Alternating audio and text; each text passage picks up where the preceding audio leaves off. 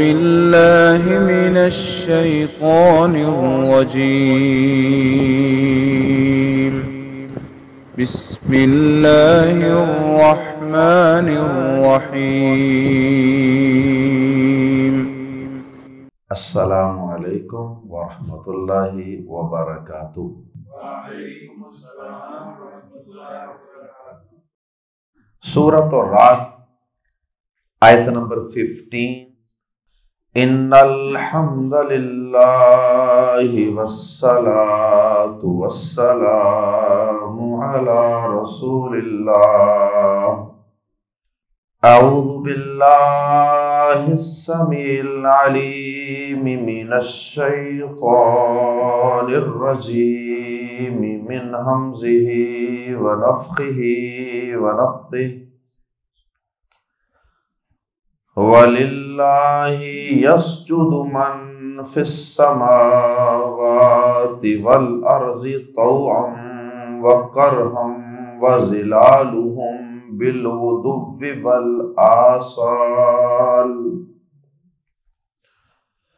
قُلْ مَن رَّبُّ السَّمَاوَاتِ وَالْأَرْضِ قُلِ اللَّهُ۔ قُلْ أَفَاتَّخَذْتُم مِّن دُونِهِ أَوْلِيَاءَ لَا يَمْلِكُونَ لِأَنفُسِهِمْ نَفْعًا وَلَا ضَرًّا۔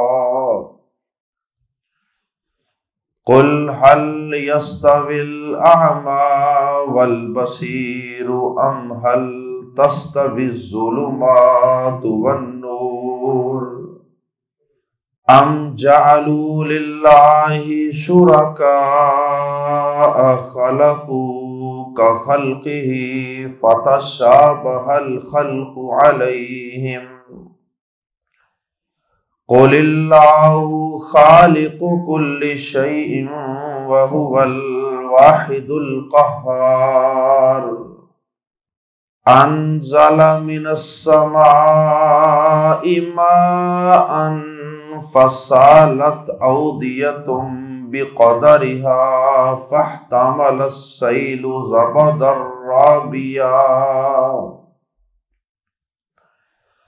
وَمِمَّا يُوقِدُونَ عَلَيْهِ فِي النَّارِ ابْتِغَاءَ حِلْيَةٍ أَوْ مَتَاعٍ زَبَدٌ مِثْلُهُ كَذَلِكَ يَضْرِبُ اللَّهُ الْحَقَّ وَالْبَاطِلَ فَأَمَّا الزَّبَدُ فَيَذْهَبُ جُفَاءً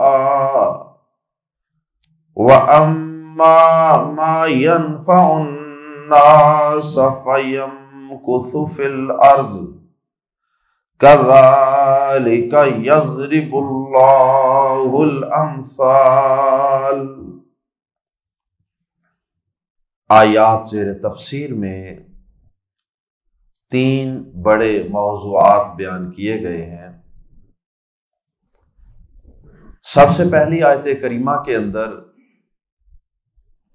جو کہ سجدے کی ایک آیت ہے، اور قرآن مجید کے اندر جو 15 مقامات ہیں جہاں پہ قرآن مجید کی تلاوت نماز یا بیرون نماز کرتے ہوئے ہمیں اللہ کے سامنے سجدہ ریز ہونا پڑتا ہے، اگرچہ یہ سجدہ تلاوت یہ فرض تو نہیں ہے، لیکن بہرحال ادا کرنا یہ افضل ہے۔ تلاوت کرتے وقت آدمی فوراً سجدہ ریز ہو جائے تب بھی درست ہے، اور اگر کچھ دیر کے بعد جب انسان کو موقع میسر آئے اس وقت سجدہ کر لے تب بھی جائز ہے۔ تو آپ آج کی کلاس ختم ہونے کے بعد سجدہ ریز ہو سکتے ہیں، کیونکہ 3 آیات جن کی ہم نے تلاوت کرنے کی سعادت حاصل کی ہے ان میں سے پہلی آیت سجدہ ہے۔ تو اس پہلی آیت کریمہ کے اندر جو مضمون بیان ہوا ہے وہ یہ ہے کہ کائنات کی ہر چیز، حتیٰ کہ کافر جو اللہ کو نہیں مانتا وہ بھی اللہ کے سامنے جھکنے پر، سجدہ ریز ہونے پر، اللہ کے پیدا کردہ قوانین کو فالو کرنے کا پابند ہے۔ سجدہ کیا ہوتا ہے؟ سجدہ اللہ کے سامنے اپنی سب سے زیادہ بلند جگہ، اپنا سر سب سے اونچی جگہ، سب سے عزت والی وقار والی جگہ، پیشانی اور چہرہ وہ زمین پہ رکھ کر اللہ کے سامنے عاجزی کا، انکساری کا اظہار کیا جاتا ہے کہ یا اللہ میں تو کچھ بھی نہیں ہوں، میری تیرے مقابلے میں کوئی عزت نہیں، کوئی بڑائی نہیں ہے، میں تو تیرے مقابلے میں کوئی حیثیت اور مقام رکھتا ہی نہیں۔ یہ سجدے کے اندر انسان اللہ کے سامنے اظہار کرتا ہے۔ تو یہ تو سجدے کا ایک اصطلاحی معنی ہے، لیکن سجدے کا ایک لغوی معنی بھی ہے، اور وہ یہ ہے کہ اللہ کے سامنے بے بس ہو جانا، اللہ کے سامنے کمزور بن جانا۔ تو یہاں یہ سجدے کا لفظ اپنے لغوی معنی میں استعمال ہوا ہے اکثر اہل علم اور مفسرین کے ہاں، اگرچہ اپنے اصطلاحی معنی میں بھی مراد ہو سکتا ہے۔ ایسا بھی ممکن ہے کہ زمین و آسمان کی ہر چیز جیسے اللہ کی تسبیح اور پاکی بیان کر رہی ہے، لیکن ہم اس تسبیح بیان کرنے کو نہیں سمجھتے۔ ایسے ہی ممکن ہے کہ کائنات کی ہر چیز اللہ کے سامنے سجدہ ریز بھی ہوتی ہو، جس طرح ہم نماز میں سجدہ ریز ہوتے ہیں، ممکن ہے کہ کائنات کی ہر چیز اللہ کے سامنے اسی طرح اصطلاحی معنی میں سجدہ بھی کرتی ہو۔ تو اصطلاحی معنی کے اندر بھی سجدہ ریز ہو سکتی ہے ہر چیز، اور لغوی معنی میں بھی۔ لغوی معنی میں سے مراد یہ ہے کہ کائنات کی ہر چیز اللہ کے پیدا کردہ طبعی قوانین، جن قوانین کے تحت یہ کائنات اور اس کا نظام چل رہا ہے، کائنات کی ہر چیز، چپا چپا، ذرہ ذرہ، چھوٹے سے چھوٹا ایٹم، الیکٹران، پروٹان بھی، اور بڑے سے بڑا سورج بھی، اللہ کے پیدا کردہ قوانین کو فالو کرنے کا پابند ہے۔ سورج کی کیا مجال ہے کہ وہ اپنی مرضی کر جائے، کبھی 1 2 4 منٹ لیٹ ہو جائے، لیٹ طلوع ہو، لیٹ غروب ہو، یا کسی جگہ رک جائے، یا کسی جگہ اپنا مدار آربٹ بدل لے، کسی اور جگہ پہ چلنا شروع کر دے، یا اپنی سپیڈ کو کم زیادہ کر لے۔ ایسا سورج قطعاً نہیں کر سکتا۔ ہاں، جس دن اللہ کا فیصلہ آ جائے گا قیامت کو قائم کرنے کا، اس دن تو پھر سارے قوانین ہی بدل جائیں گے نا۔ پھر تو سورج مشرق کی بجائے مغرب سے طلوع ہوگا، پھر وہ وقت بھی آئے گا کہ یہ سارے پلینٹس، یہ سورج، یہ چاند، یہ ستارے، یہ سب کچھ تہس نہس ہو جائے گا، ٹکرا جائے گا۔ ان کے درمیان جو گریویٹیشنل فورس ہے اللہ پاک نے جس سے ان کو باندھا ہوا ہے، وہ ساری ختم کر دی جائے گی۔ لیکن بات ہو رہی ہے اس سے پہلے کائنات کی ہر چیز اللہ کے احکامات کے آگے بے بس ہے، کمزور ہے، ذلیل ہے۔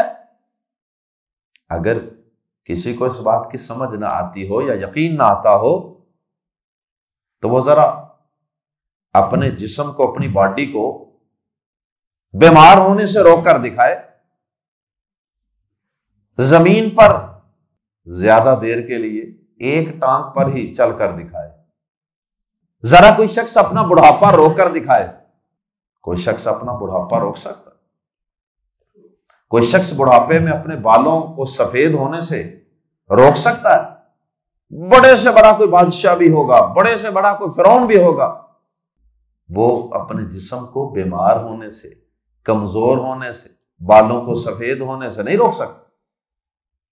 کوئی بڑے سے بڑا انسان اپنے آپ کو ذرا نیند کے وقت روک کر دکھائے نیند سے، کو روک سکتا ہے؟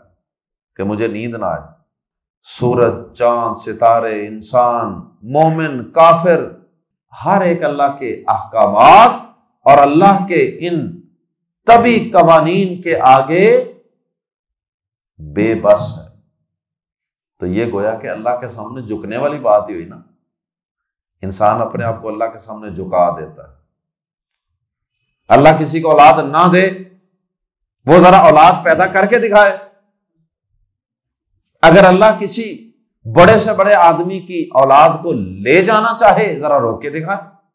انسان، جانور اور پودے، سورج، چاند، ستارے، ہوائیں، بادل، ہر چیز اللہ کے حکم کی پابند ہے۔ وہ تو اللہ پاک نے انسان کو تھوڑا سا اختیار دیا ہوا ہے، تھوڑا سا اختیار دیا ہوا ہے جنت جہنم کا فیصلہ کرنے کے لیے، کہ اے میرے بندے، میں دیکھتا ہوں کہ تو میرے کہنے پر نماز پڑھتا ہے کہ نہیں پڑھتا، عبادت کرتا ہے کہ نہیں کرتا، حلال کھاتا ہے یا حرام کھاتا ہے، تو میرے کہنے پر میری شریعت کے قوانین کو فالو کرتا ہے کہ نہیں، میرے جو کائنات کے طبی قوانین ہیں ان کا پابند تو میں تمہیں خود ہی کر لیتا ہوں، لیکن یہ جو میرے شرعی قوانین ہیں نا، پیغمبروں کے ذریعے تم تک پہنچائے ہیں، یہ کرنا ہے یہ نہیں کرنا، یہ سننا ہے یہ نہیں سننا، یہ کھانا ہے یہ نہیں کھانا، یہ پینا ہے یہ نہیں پینا، یہ نکاح حلال ہے یہ نکاح حرام ہے، یہ جنسی خواہشات پوری کرنے کا جائز طریقہ یا ناجائز طریقہ، یہ جتنا کچھ بھی ہے، یہ داڑھی بڑھانی ہے مجھے کٹوانی، یہ تو تمہارا امتحان لینے کے لیے میں نے رکھا ہوا ہے سلسلہ، ورنہ اگر میں چاہتا، کائنات کا رب اگر یہ چاہتا کہ ہر مرد کو زبردستی داڑھی رکھوائے، اللہ ایسا قانون بنا دیتا تو کس کی جرت تھی وہ اس کو کٹواتا۔ اگر اللہ پاک پیشاب پخانے کے آگے انسان کو بے بس کر سکتا ہے، رات کے 3 بجے وہ اپنے نرم گرم بستر کو چھوڑ کر واش روم میں جانے پہ مجبور ہو جاتا ہے اللہ کے حکم کی وجہ سے، تو کیا اللہ پاک اس کو فجر کے وقت زبردستی اٹھا کر مسجد میں نہیں پہنچا سکتا تھا؟ جو رب ساری کائنات کے، صرف عورتوں ہی نہیں، ساری کائنات کے انسانوں، عورتوں ہی نہیں، مردوں کو بھی ماسک لگوا سکتا ہے کورونا کی وجہ سے، ایک نہ نظر آنے والے جرثومے کی وجہ سے، کیا وہ رب عورتوں کو اگر زبردستی پردہ کروانا چاہتا تو نہیں کروا سکتا؟ اس نے تو دکھا دیا کہ میں نے تو مردوں کو بھی کروا دیا، مردوں کو بھی نقاب کروا دیا۔ تو اسی طرح اگر وہ کوئی ایسا قانون بناتا، طبعی قانون، جبری قانون، کہ عورت ہر حال میں پردہ کرنے پہ مجبور ہو جاتی، تو وہ ایسا کر سکتا تھا، لیکن نہیں، اس نے جبر نہیں کیا دین کے معاملے میں، شریعت کے معاملے میں جبر نہیں۔ یہ اس کا امتحان لینے کے لیے کہ کون میری بات مانتا ہے اور کون نہیں مانتا، کون کتنی مانتا ہے اور کتنی نہیں مانتا۔ یہ مطلب ہے پہلی آیت کریمہ کا۔ آئیے پہلی آیت کریمہ پڑھیے، پھر اگلی آیت کریمہ کی طرف بڑھتے ہیں۔ وَلِلَّهِ، اور اللہ ہی کے لیے۔ لفظ اللہ کے شروع میں جب الف نظر نہ آئے تو سمجھ جائیں کہ یہ لفظ اللہ نہیں بلکہ یہ لفظ للہ ہے۔ وَلِلَّهِ یعنی لفظ اللہ کے ساتھ لمزر لی اٹیچ ہوا ہے۔ وَلِلَّهِ، اور اللہ ہی کے لیے، یسجد، سجدہ کر رہا ہے۔ للہ جار مجرور شروع میں آ جائے تو ہی کا معنی بھی پیدا ہوتا ہے، ورنہ اس کا مقام جملے کے آخر میں ہوتا ہے۔ یسجد للہ یوں ہونا چاہیے تھا، تو للہ شروع میں آ گیا، ہی کا معنی بھی پیدا ہو گیا۔ اور اللہ کے لیے، یہ سادہ ترجمہ ہے، اور ہی کا لفظ اندر شامل کر کے ترجمہ کریں گے تو ترجمہ ہوگا وَلِلَّهِ، اور اللہ ہی کو یسجد سجدہ کر رہا ہے، من جو بھی ہے فی السماوات والارض، آسمان اور زمین میں، طوعا خوشی سے، وکرہن اور کراہت ناخوشی سے، چاروں ناچار، چاہے کوئی یہ کام خوشی سے کر لے چاہے ناخوشی سے کر لے۔ کسی کو رات 3 بجے اٹھ کے واش روم میں جانا پڑتا ہے اللہ کے قانون کے آگے بے بس ہو کر، چاہے وہ خوشی سے چلا جائے چاہے منہ بنا کر چلا جائے، بہرحال وہ پابند تو ہے نا۔ چاہے کوئی بڑھاپے کو خوشی سے قبول کر لے یا ناخوشی سے، قبول تو کرنا ہی پڑے گا۔ یہ مطلب ہے خوشی اور ناخوشی سے۔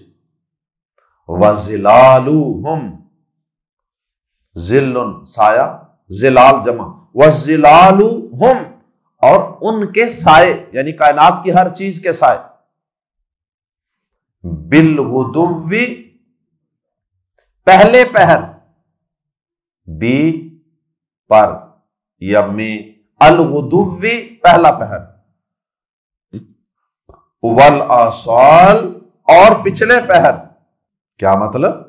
پہلے تو یہ بتایا کہ کائنات کی ہر چیز خوشی یا ناخوشی سے اللہ ہی کو سجدہ کر رہی ہے، اور بطور خاص من کا لفظ استعمال کر کے ذوی العقول، عاقل مخلوقات کی طرف اشارہ بطور خاص کیا، انسان، جن، فرشتے وغیرہ۔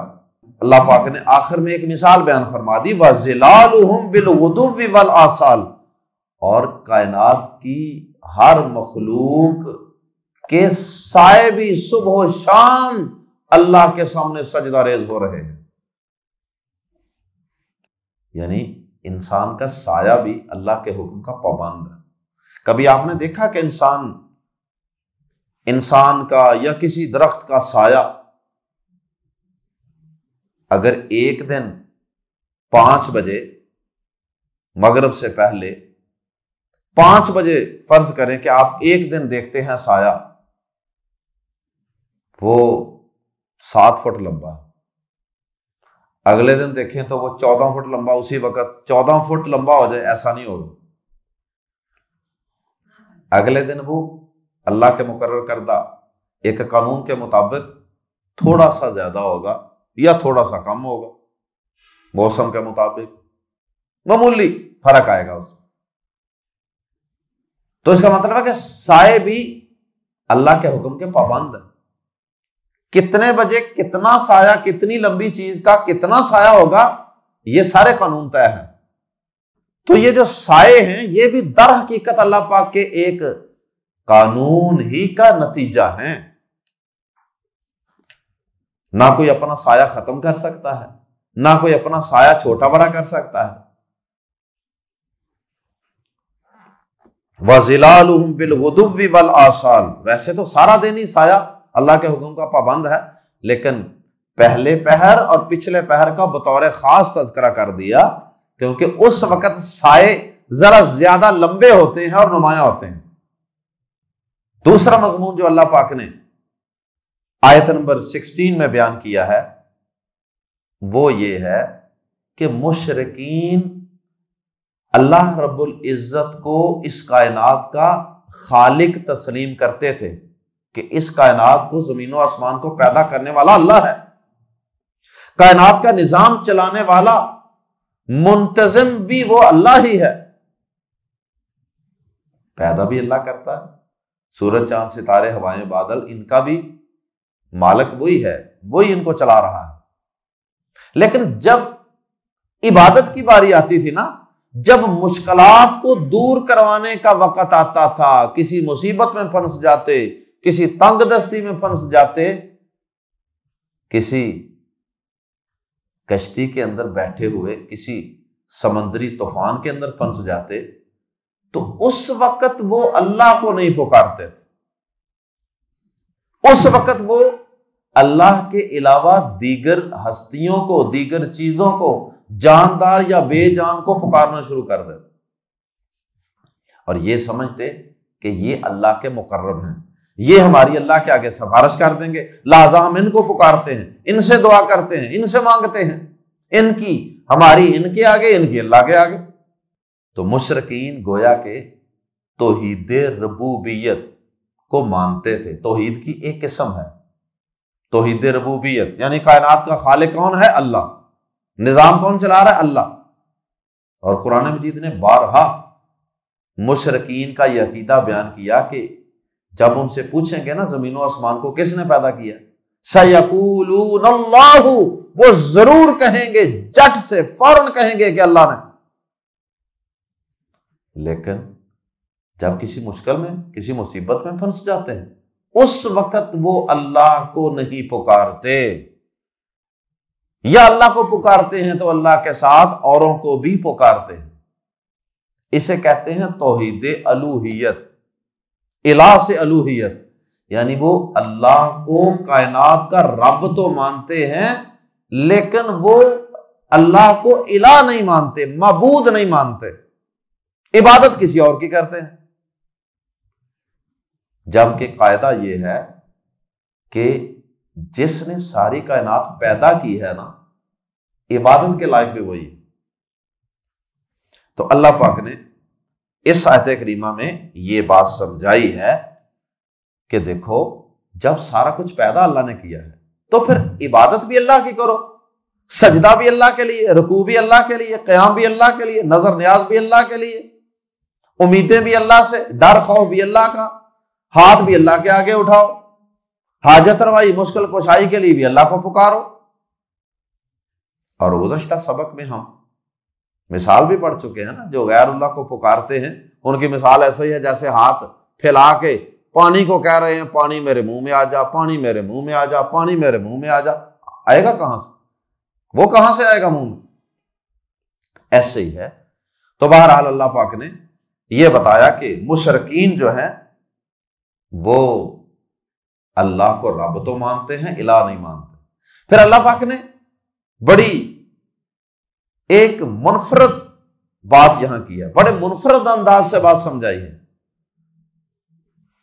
وہ کیا ہے؟ فرمایا کہ ان مشرکوں سے ذرا پوچھیں جو اللہ کے علاوہ اور ہستیوں کو پکارتے ہیں اور چیزوں کو پکارتے ہیں، ان سے پوچھیں کہ کیا اللہ کے علاوہ دیگر ہستیوں نے بھی کوئی چیزیں پیدا کی ہوئی ہیں؟ کچھ چیزیں اللہ نے پیدا کی تھی، کچھ انہوں نے پیدا کی تھی۔ تو ہوا یہ کہ دونوں کی پروڈکٹس آپس میں مل جل گئی، مکس اپ ہو گئی، پتہ نہیں چلا کہ یہ کس کی تخلیق ہے اور یہ کس کی تخلیق کا شاہکار ہے۔ اگر تو ایسے ہو نا پھر تو کنفیوژن ہو جاتی ہے کہ واقعی بھائی یہ چیز اللہ نے پیدا کی ہے، یہ فلاں نے پیدا کی ہے، تو پھر تو کنفیوژن ہو۔ جب کائنات کی ہر چیز کو ہی اللہ نے پیدا کیا ہے تو پھر تمہیں غلطی کس بات پہ لگتی ہے؟ پکارنے کے وقت تمہیں کنفیوژن کیوں آتی ہے؟ اللہ اکبر۔ آئیے اس آیت کریمہ کو بھی پڑھتے ہیں۔ قل، کہہ دیجئے اے نبی صلی اللہ علیہ وسلم، من کون ہے، اور رب السماوات، آسمانوں کا رب، والارض، اور زمین کا رب، کہہ دیجئے آسمانوں اور زمین کا پروردگار، پالن ہار کون ہے، پیدا کر کے ضروریات پوری کرنے والا کون ہے۔ کئی جگہوں پہ تو اللہ پاک نے آگے کہا کہ وہ کہیں گے کہ اللہ، اور یہاں اللہ پاک نے خود ہی جواب دے دیا کہ اے نبی صلی اللہ علیہ وسلم وہ کہیں یا نہ کہیں، آپ اس حقیقت کو بیان کر دیجئے، قل اللہ، کہہ دیجئے کہ اللہ زمین و آسمان کا رب کون ہے؟ اللہ۔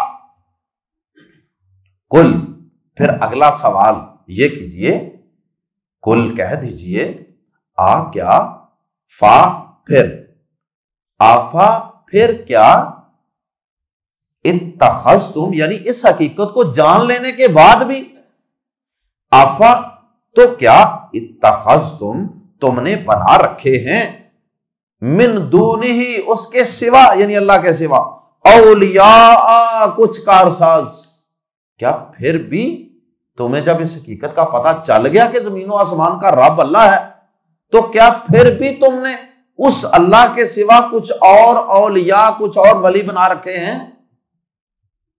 کارساز، کرنی والے، یار، مددگار، لا یملکون، جو نہیں مالک، لی کے لیے، انفسہم اپنی جانوں کے، نفعن کسی نفع کے، ولا ضررن اور نہ کسی نقصان کے۔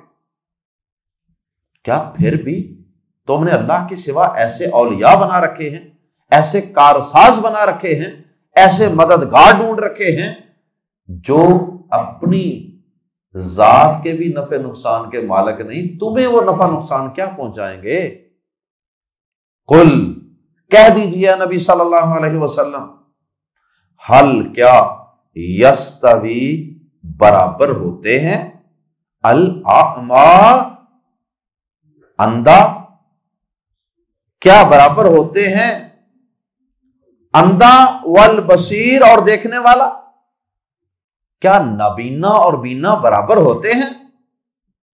یہ اشارہ ہے کہ مواحد اور مشرک برابر نہیں ہو سکتے، اس لیے کہ مواحد بینا ہے، اس کو اللہ پاک نے بینائی عطا فرمائی، وہ کائنات میں پھیلی ہوئی اللہ کی نشانیوں کو دیکھتا ہے، اور پھر اسی طرح اللہ پاک نے اس کو بصیرت بھی دی ہے، بصارت بھی دی ہے، بصیرت بھی دی ہے، یعنی باہر کی روشنی بھی دی ہے اور اندر دل کی بصارت اور روشنی بھی عطا کی ہے۔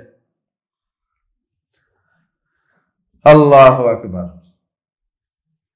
جبکہ مشرک جو ہوتا ہے وہ اندھا ہوتا ہے، اس کا دل بھی اندھا ہوتا ہے، اسے اتنی بڑی کائنات کی حقیقت بھی نظر نہیں آتی، سمجھ نہیں آتی۔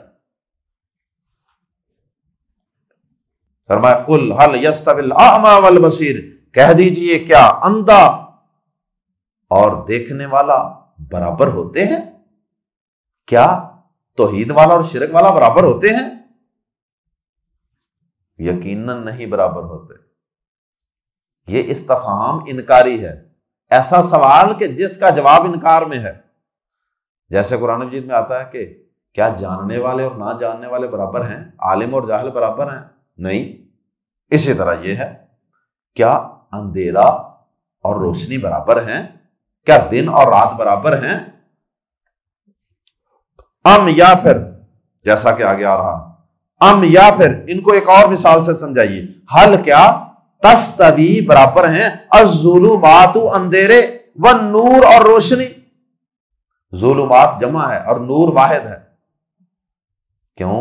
اس لیے کہ گمراہیاں زیادہ ہوتی ہیں، گمراہی کے رستے کئی ہیں، بدعات کئی ہیں، حرام کے رستے کئی ہیں، اور شرک کی صورتیں کئی ہیں، جبکہ توحید کی راہ وہ ایک ہی ہے، سنت کی راہ وہ ایک ہی ہے، حق کی راہ وہ صرف ایک ہے۔ اس لیے ون نور، نور روشنی کا لفظ واحد استعمال کی۔ حق ایک ہوتا ہے اور گمراہیاں کئی قسم کی ہوتی ہیں، اس لیے گمراہیوں کے لیے ظلمت ان کی جمع، ظلمات جمع کا لفظ استعمال کیا۔ ام یا حل تستوی برابر ہوتے ہیں، الظلمات اندھیرے، والنور اور روشنی، روشنی اور اندھیرا برابر نہیں ہوتا۔ تو اسی طرح ہدایت اور گمراہی برابر نہیں ہوتے، توحید اور شرک برابر نہیں ہوتے۔ ام درمیان میں یہ مثال دے کے مومن اور مواحد کا فرق بیان کر کے پھر دوبارہ اسی بات کو اللہ پاک نے کنٹینیو کیا، ام یا جعلوا، انہوں نے بنا لیے ہیں، للہ اللہ کے لیے، شرکاء کچھ شریک، خلقو جنہوں نے پیدا کیا ہے، کیا انہوں نے اللہ کے لیے ایسے شریک بنا لیے ہیں کہ جنہوں نے پیدا کیا ہے، کا طرح، خلقی خلق مخلوق ہی اس اللہ کی، کا خلقی ہی اس کی مخلوق کی طرح، یا انہوں نے اللہ کے لیے کچھ شریک بنا لیے ہیں جنہوں نے اس کے پیدا کرنے کی طرح پیدا کیا ہے۔ کیا ایسے ہے؟ کیا ایسے ہے کہ انہوں نے جو اللہ کے علاوہ شریک بنا لیے ہیں انہوں نے بھی اللہ کی طرح کی کچھ چیزیں پیدا کی ہوئی ہیں. یہ پھول اللہ نے اگایا ہے اور یہ اللہ کے فلاں شریک نے یہ پھول پیدا کیا. یہ بچہ اللہ نے پیدا کیا ہے, یہ بچہ اللہ کی قدرت کا شاہکار ہے, یہ خوبصورت بچہ, اور یہ والا بچہ وہ فلاں اللہ کے شریک کا شاہکار ہے, یہ اس کی تخلیق ہے. کیا ایسا ہے؟ نہیں, ایسا بھی نہیں ہے. فا تو تشابہ مکس اپ ہو گئی ہے, گڈمڈ ہو گئی ہے, مشابہ ہو گئی ہے. الخلق پیدائش, علیہم ان پر, یا انہوں نے, پورے جملے کا ترجمہ, یا انہوں نے اللہ کے لیے کچھ شریک بنا لیے ہیں جنہوں نے اس کے پیدا کرنے کی طرح پیدا کیا ہے, تو پیدائش ان پر گڈمڈ ہو گئی ہے, مخلوق تخلیق ان پر گڈمڈ ہو گئی ہے کہ پتہ نہیں یہ اللہ کی ہے کہ فلاں ہستی کی ہے.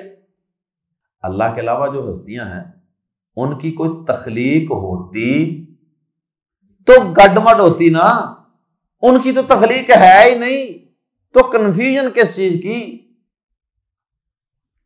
اشتباہ اور شبہ کس چیز کا؟ انہوں نے پیدا ہی کچھ نہیں کیا.